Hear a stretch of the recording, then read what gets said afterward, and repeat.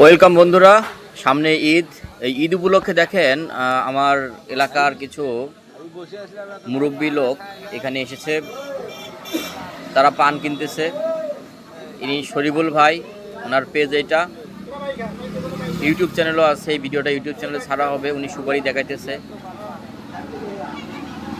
এখানে অল্প দামে পান এবং সুপারি পাওয়া যায়। আপনাদের যদি ভালো লাগে আপনারা আসবেন। এই শরীফুল ভাই এখন পানের ব্যবসা করে, সে তো আপনাদেরকে কিছু বলে না।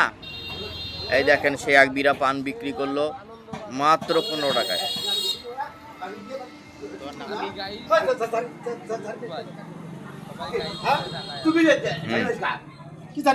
ঠিক আছে।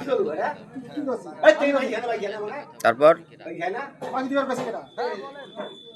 গাইস, পান পর্যন্ত ক্লিয়ার নাই। পান দেখেন, পান দেখেন, কথা ঠিক না ব্যাটি। আমাকে বলছো আমি যে কথাগুলো বললাম তুমি কি রাগ করলা? আমি তোমার পকেটের থেকে আমি কোনোদিন 10টি টাকা চাই নেই বা চাও খাই না। তোমার পকেটে হাত দিয়ে যা টাকা পাবো সব যদি নিয়ে নেই, তুমি কি রাগ করবা? না, হ্যাঁ, না। তাহলে একবার বলো বিসমিল্লাহ।